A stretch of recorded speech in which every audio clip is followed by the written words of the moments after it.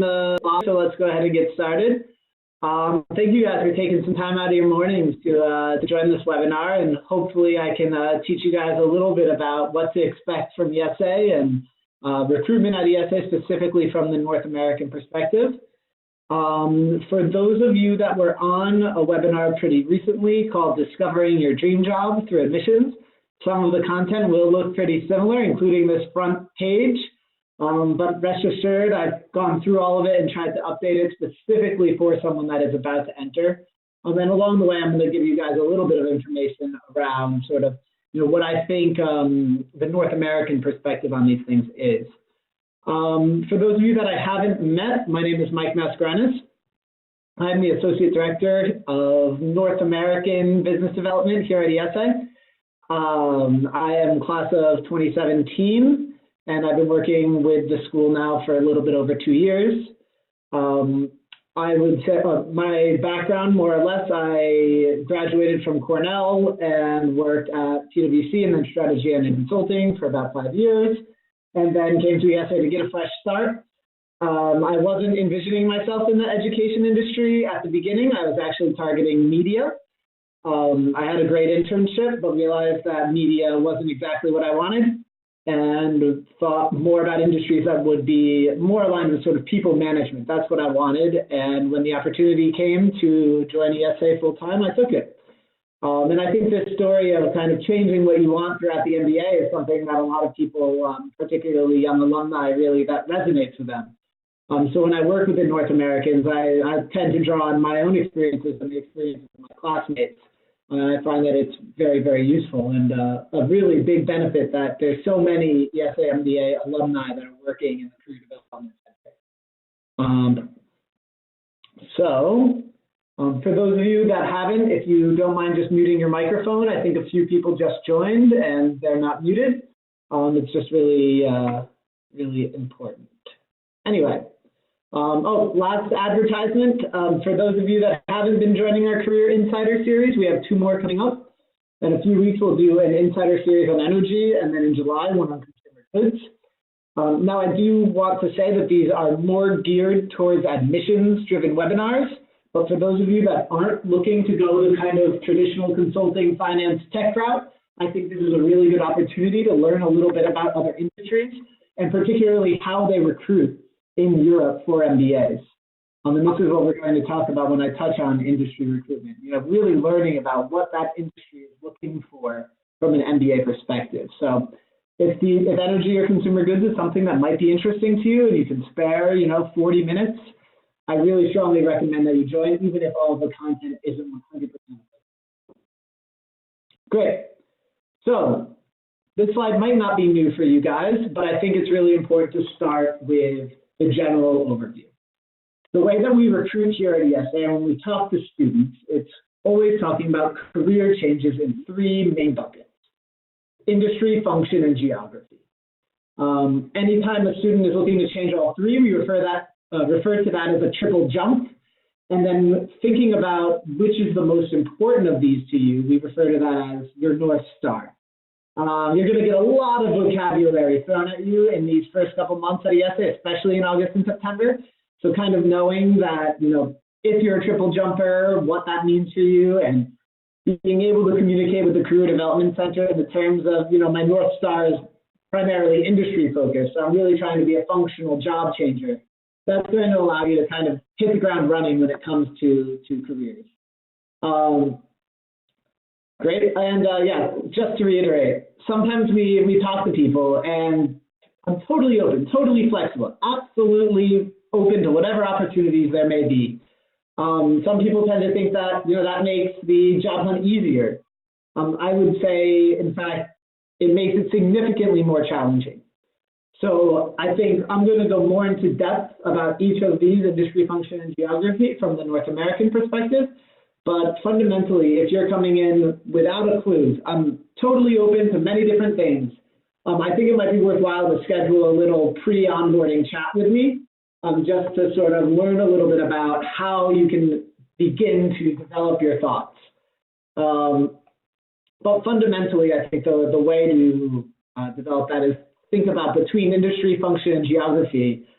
everybody's looking to make a change, right? So which of these is going to be the most important to you throughout your job hunt at IESE? Many people try to change all three, and some people have some success, and others need to make a sacrifice in one or two. But really thinking about which of these is the driver for you. Are you coming to do an MBA to move out of your job and do something totally different? Are you coming to Europe because you want to stay in Europe, or are you looking for sort of an international MBA but to go back to the States? These are fundamental questions for your recruitment that are going to shape the way that you recruit at IESE, and things that can hopefully be thought about now. So at IESE, we have 4 main tracks: consulting, finance, technology, and quote-unquote industry. I know that this is kind of duplicative on the slide, but what you'll see here is essentially the way that each of these tracks recruits can be very different.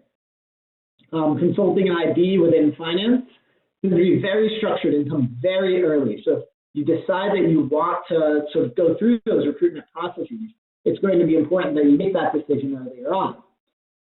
The rest of finance, big tech, and industry, meaning consumer goods, healthcare, things like that, the recruitment processes tend to come a little bit later.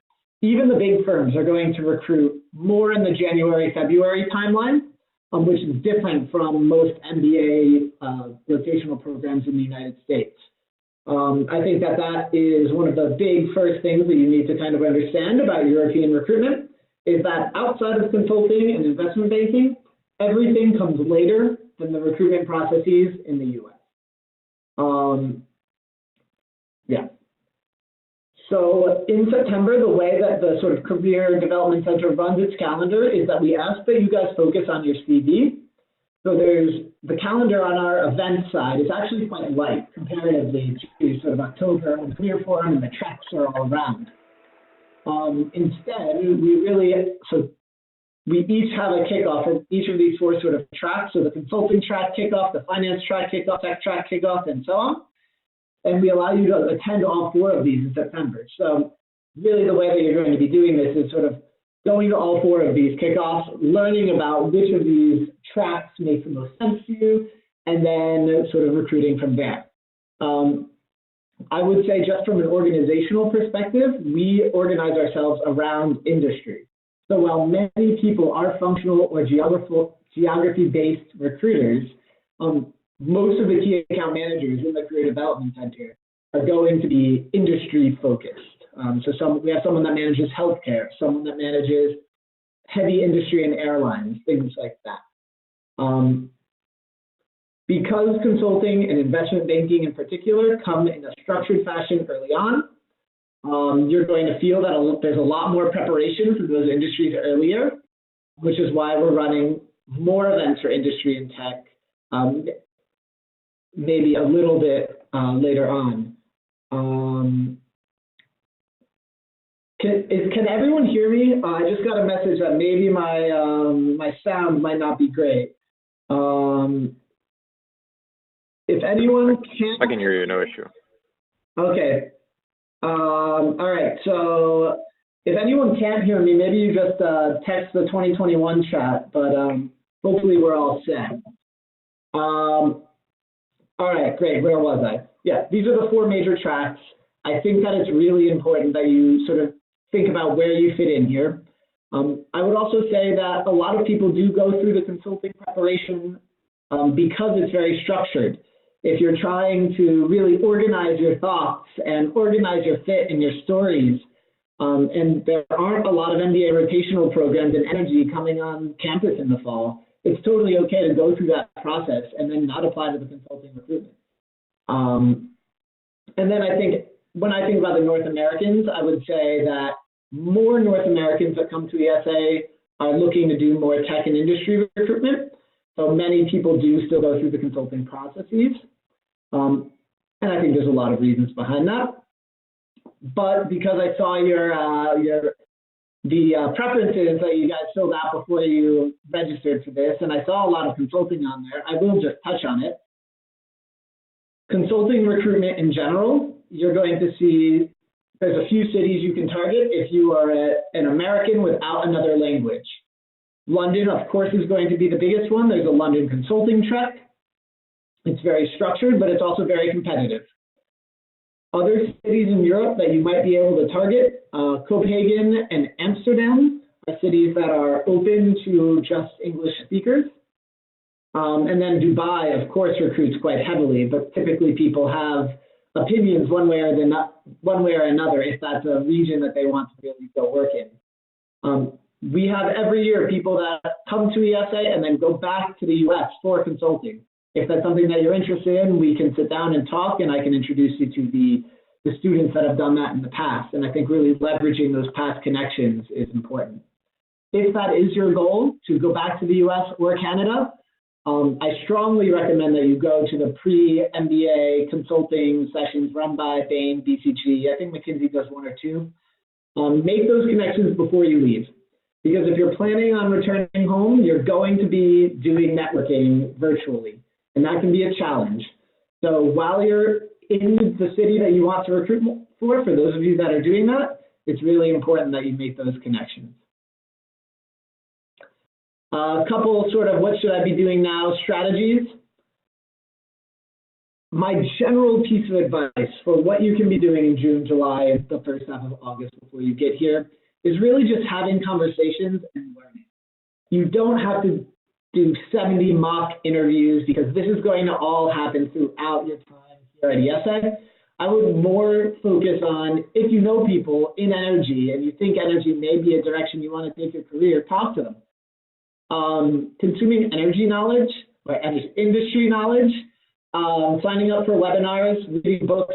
There are a lot of industry-driven newsletters that you could put yourself on sort of the mailing list for and then start reading them. The first term at IESE is academically rigorous. And for those of you that are not doing the consulting recruitment process, it's going to be easy for you to do nothing in your sort of preparation for recruitment. So really beginning to build a process by which you're consuming knowledge throughout the summer is a really nice way to learn a little bit more about which industries you might want to recruit for. Knowing what industries are more open to career changers. Of course, consulting, IB, big tech, any industry or company that is recruiting heavily from MBAs, they are looking for more career changer MBAs. If you're looking to move from, say, the airline industry to the retail industry, a much more niche move, you're going to have a little bit different of a process. And that might require a little bit more work in terms of networking and recruitment, which is what I work on with students here. And then also knowing your gaps. Consulting, for instance, if your GMAT is good, but you have a low quant score and your previous experience is not very quant and your major in undergraduate wasn't very quant, and you know consulting looks for quant people, you will have a gap in your resume, and it's important to understand that. Every year people overcome that gap and end up recruiting into that industry. But spending a little bit of time understanding if those gaps exist between you and your goal industry-wise can be very, very useful.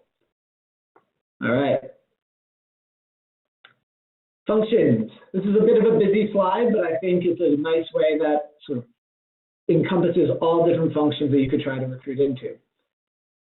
MBAs tend to target one of 5 major functions: finance, operations, sales and marketing, IT, or strategy. Of course, there are a lot of other functions like HR, CSR, R&D, and then there's, of course, MBA rotational programs, which most Americans are very familiar with. But primarily, if you're a functional-driven recruiter, you're thinking about changing sort of the day-to-day responsibilities that you had in your job and moving them into one of these 5 buckets. I would say that functional-driven recruiters tend to be the most common. The more that people think about what they want out of a career, it's less of an industry shift and more of a functional shift.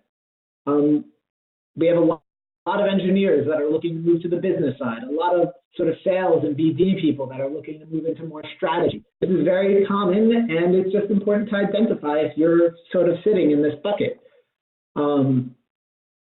I think that while this is common, it also can be tricky. primarily because if you're a functional driven recruiter, you have to be looking for functional positions across multiple industries. And because IESE and virtually every job board you're going to see is set up for industry recruitment, you need to be kind of having your hands in a few different buckets. It requires more relationships with more members of the Career Development Center staff and probably more communication with people like me. Some strategies for for functional driven recruiters. Spend time brainstorming your stories. Really pay attention to your onboarding assignments because a lot of what you're going to be doing is transferable skills. So for instance, someone that is an engineer that's worked in operations their whole career, that's looking to go into finance. Well, maybe on paper, the job descriptions don't really match up. But an engineer is a deeply analytical person, someone that probably is working on teams. And this is stuff that IB really values. So being able to sort of take the skills that you've developed in your past careers and transfer them to whatever you want in your new function is something that's really important. And I know a lot of people that have a lot of success in the job hunt that really take the onboarding exercises seriously because that provides them the base that they can then sort of develop from there. If you're looking to make a really big functional shift, particularly not in the consulting, tech, and IB world, you may need to be getting involved for the summer with smaller companies. I know a lot of people that kind of make this or identify this early on, that then really integrate themselves into the Barcelona or Berlin startup world, get deep functional experience over the summer that they didn't have, and are able to recruit for full-time to the bigger companies they want to target. This requires you to really identify that you're making a big functional jump and that working at a small company is okay. And I would say the earlier people get on sort of the small company recruitment train, the more fruit it can yield, because this is very, very network driven. It's about developing relationships with, and honestly, interviewing the companies themselves to make sure that whoever you go work for over the summer is someone that will teach you. This is something that you don't have to identify now, but I think it's important to say early and often. And then I think the last thing I would say is go deep. I know a lot of people that say, you know, I want to do business development. Well, what does that mean? And can you articulate to me the difference between sales and BD? Because many companies recruit for the same profile for those two roles. Or maybe you say, I want to move into marketing. Great. Well, do you want to be a market planner? Do you want to do forecasting? Do you want to do digital marketing? I think oftentimes MBAs, because this is a general management program, people really rely on their general management training and then don't go deep enough functionally to really make the big switches. If you know for sure that marketing is where you want to be and you've never been exposed to it, this summer could be a nice time to kind of, read some books, consume some literature on the topic. I think a lot of people that start doing their research early really have a lot of success here. So regions, this is a big one for North Americans. Many of you are likely coming to IESE to make a regional shift. And many of you probably have also never lived outside in the United States before you're coming here. It's a big jump. There's a lot of cultural challenges that you're going to face. And I think part of the IESE experience is kind of having that cultural challenge. It's great, but it can be challenging. Probably many of you are looking to either stay in Spain or move to London or target companies within Europe. The first thing I will say is if your primary goal in your job is to change region, understanding the visa and language restrictions are going to be important. With your student MIE card, you'll be eligible to work in Spain for the summer, as well as some other countries in Europe, notably Germany and the Netherlands. You will need internship visa sponsorship to go work in the UK for the summer. And quite frankly, with the situation right now, it's very unclear how that's going to play out. Now, the consultancies, the investment banks, Amazon, these guys sponsor everything. But if you're looking to, say, move into retail in London and you don't have an EU passport, that can be a challenge. And I think it's important to understand the challenges that you're going to need to overcome to get there. I think languages, definitely a plus if you speak a European language, but many, many Americans don't, and it's totally fine in certain ecosystems. I would say Barcelona is actually quite friendly to non-Spanish speakers. Berlin, obviously the UK, Dublin, Copenhagen, Amsterdam, that's probably the European sort of group of cities that you could recruit into with only English. But certain of those cities have more opportunities than others, and making sure that you understand sort of where the opportunities lie within each of those cities and what they are. I'm always happy to have a conversation with any of you about that. I would say, on average, most people do an MBA for either industry or functional change, and region becomes kind of secondary, but many people want to stay in Europe. But if you know, I want to be in London, first and foremost, great. It's important to make sure that you understand the types of companies that are going to be open to career changers and non-EU passport holders in that market.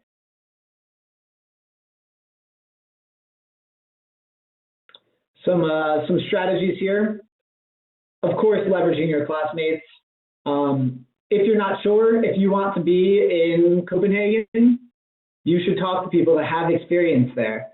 Our CV book will go live on October 3rd, once you all complete your CVs and they're all in perfect shape and never have to be touched again.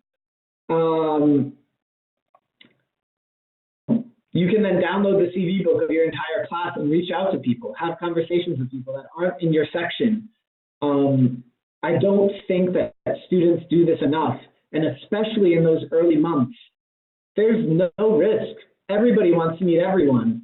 And it's important to realize that you're doing an MBA not just for this great experience, but also the network. And if you're a regional driven recruiter, leveraging the classmates before you start reaching out to young alumni, before you start reaching out to companies, this should be able to teach you a lot so that when you do reach out to companies and alumni, you're not going to have to ask them, what's it like to live in Amsterdam? If you're really considering some of these other cities like Copenhagen, Amsterdam, Berlin, and you're coming to Barcelona and have some time, I would strongly suggest trying to get there over the summer. It surprises me how often MBAs recruit heavily, strongly for one city that they know very little about. And putting yourself in the ecosystem, going to events there, can really shed a lot of light on if this is going to be a city that fits you personally. And also building local networks, person to person, rather than sort of via Skype, always is going to yield more fruit. So I know a lot of consultants, in fact, that will get out to Copenhagen and meet MBV in Copenhagen, that will meet MBV in Dubai. And I think that yields a lot of fruit, particularly at least to get to the interview process. So definitely just a tip that if you are really, really keen on some of these cities, that you could get out there beforehand. And yeah, of course, know the logistics. We here in the CDC have a very good understanding of how these work, but it's constantly changing. I believe you now have access to Virtual Campus, and if you go under the Resources and Tools tab, you'll see a bunch of different publications. Two that I'd highlight are the Vault and Go In Global. Both of them have content around visas. So if you know that you're targeting maybe an industry that doesn't typically sponsor MBA students, going and reading up on the visa processes for these countries can be really valuable. And it's very easy. That material is all there and accessible to you right now.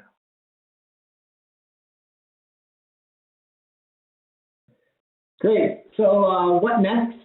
I'm sure most of you have already kind of made your plans to arrive to Barcelona.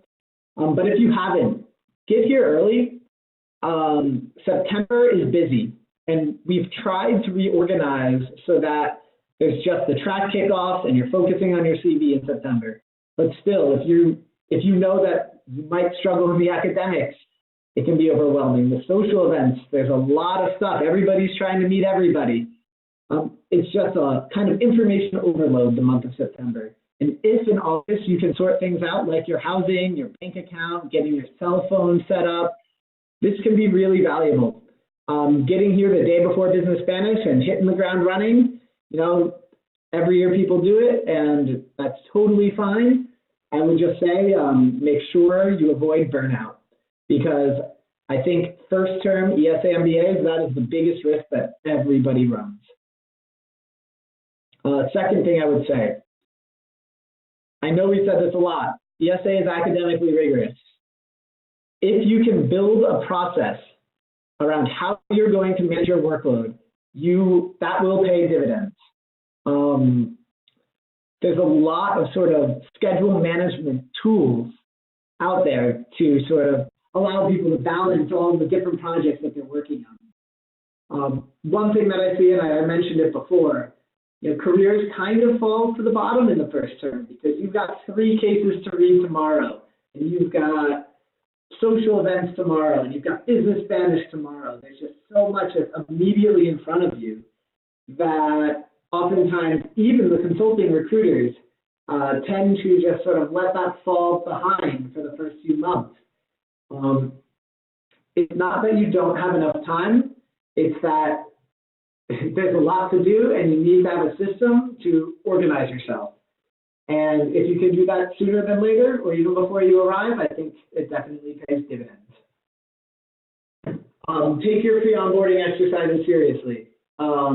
I know that some of this stuff is a little bit fluffy, but a lot of it is the building blocks for your bullets on your CV and your interview stories. And if you're really brainstorming things like transferable skills now, it will make your life easier when you're writing out your consulting stories, I promise you.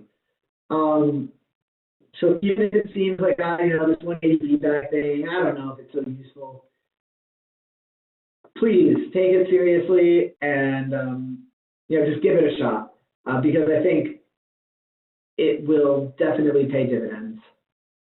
Just to communicate this to you guys now, CVs go live October 3rd, which means you have just a few months, 4 months, before all of you have to have a perfect CV that goes in front of companies. This is a tight deadline, but again, we really focus our September on CV development exercises. Our CV builder is not completed. Some of you have been very friendly to test the CV tool. It's not done. There is a version up there for you. My suggestion would be to focus more on content, knowing that you will have a tool that kind of settles the formatting for you in advance. Really just thinking about your stories and your transferable skills now, I think is enough. If you've kind of gotten information overload from me already, and you're thinking to yourself, this is a lot, I have very specific questions about my specific profile that I'd like some advice on, reach out to me. I'm happy to have a conversation with any of you that want over the summer. You all have my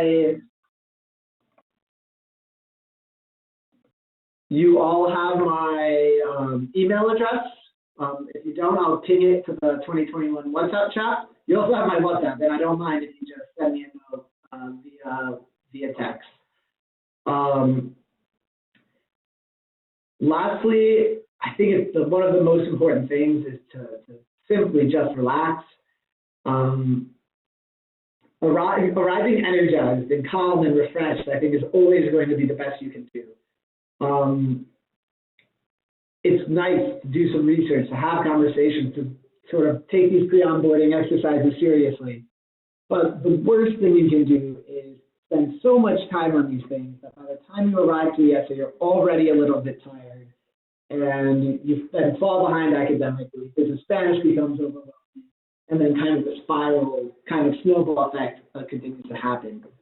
So if you know yourself and you know you need to go take a week at the beach thinking of very little to sort of recharge your batteries, do it. Honestly, I think being here and ready to go on day one is the most important thing. The experience is a marathon. And those first few months, like I said, are challenging. But it's not overwhelming for most people. Most people are able to find a way to balance everything and make it all work, but it requires some foresight and some thought. And yeah, I think that's just about it. I'm just going to touch a little bit more on North Americans because I think this is a little bit general. Like I mentioned before, I think a lot of North Americans come to Europe targeting more sort of the tech companies and industry side, though in this group I think consulting is increasing. I would say a lot of North Americans don't fully understand visa recruitment or visa processes. So maybe that's one of the most specific things I could say is really understanding that you need visa sponsorship for any country that you're going to live in after graduating. Probably for some of you this sounds silly, but I know for a lot of Americans, they arrive here not really understanding that process. You're native English speakers. You're going to be able to read your cases faster than anybody else. You're probably going to communicate in a way that appears aggressive to some of your classmates. If you've never lived or worked in other cultures, I think spending a little bit of time listening more than speaking, especially in the beginning phases of the team meeting and sort of all of the networking events, I think that's very useful. I think Americans tend to be a little bit overwhelming to some of their classmates early on. And, you know, I think if you can kind of be a bit more passive early on and then begin to sort of open up as you understand the dynamics of your team and your section and everything like that, I think it's a piece of advice that a lot of Americans kind of wish they would have had before they started. Great. All right, so this was a lot of information, and like I said, if you want to sit down and have a quick conversation one-on-one, I'm happy to do so. But for now, if anybody has any questions, they can kind of they can ping them to Deborah or to me. Let me just check. Deborah, has anyone pinged you a question? Nope, not yet. All right. I think there was just some questions about virtual campus. So I'm not sure about the exact timing of that. I've heard that I guess some of you already have it. Check your junk mail just in case it ended up there. The welcome email went out last week. And the welcome email has virtual campus. Should have access to campus groups as well. It's a rabbit hole. There's a lot out there. If you didn't get the welcome email and you have paid and confirmed that you're a part of the class, and you, like Deborah said, have checked your junk mail, shoot me a note. But hopefully everybody got the welcome email because that has all the pre-onboarding exercises, virtual campus is all in there. And perhaps you don't have access to the career management tab yet, but to the best of my knowledge, you should.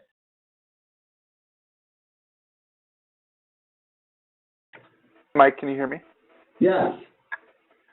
Yeah, so many of us didn't receive it. It may have been round specific to like round 3 applicants, but Sophia has responded to an email saying that it should be coming in the next few days for those of us that didn't get part of the first phase.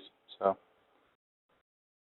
Great. Well, there's the answer. Hopefully it was more round specific and everything else is going to sort itself out pretty soon. I also got a question about connecting with the second years to start using them as a resource.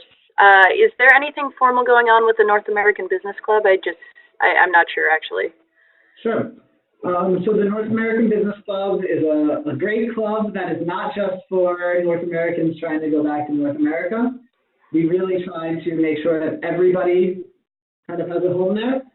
The NABC is going to be taking all of your profiles and matching you with sort of a second year mentor, probably in July. My suggestion right now is the second years, the class of 2020, they are just starting their summer internship. So now is probably not the best of times to be shooting them a note. As August comes around and they start to wrap up, I think that's a really great time to begin to utilize them, and it's when you're going to be matched with someone specifically. If you have specific questions around a different club, particularly some of the smaller ones, because I know consulting kind of has already put together their kickoff information, you can reach out to me and I can help facilitate some student connections for you.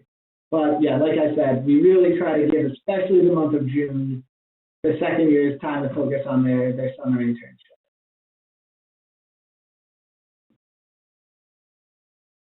Great. Well, I've set are there any other clubs doing formal stuff now?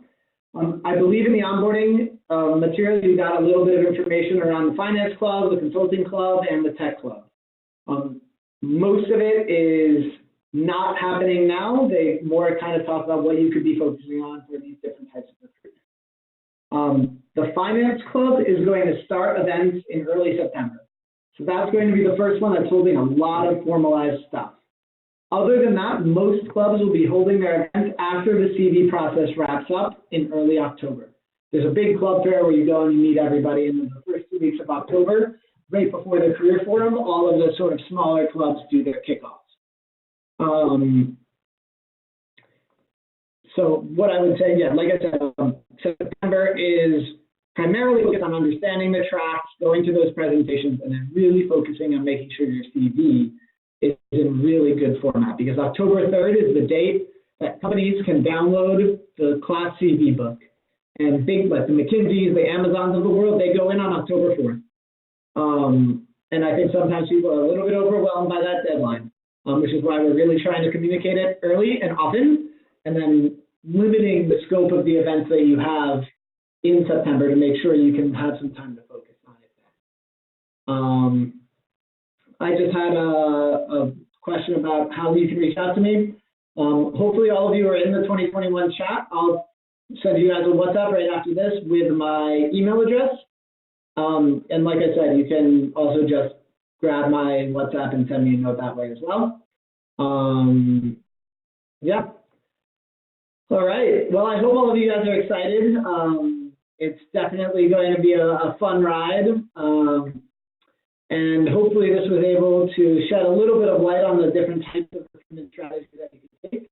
I think the general sort of theme I would say is spend a little bit of time researching. If you're really eager and you really want to get started, spending more time sort of consuming content and understanding the different industries that recruit on campus, that's really valuable right now. And then focusing on your pre-onboarding exercises. I think doing a bunch of consulting mocks right now is only going to lead to burnout, and I really strongly advise against it. You know, reading case in point, some of the consulting books to understand what consulting recruitment is. That's consuming content. I think that's okay, so long as you're not reading 5 consulting books. But really just researching, understanding what's out there, and then really focusing on getting here and hitting the ground running. You guys are going to see me during orientation week. I'm around. I'll also be in New York in late July. Probably some of you will still be around there, so we'll most likely put together a little happy hour then. So maybe I'll meet some of you then. And if any of you happen to be in the Barcelona area already, feel free to reach out and we can meet in person.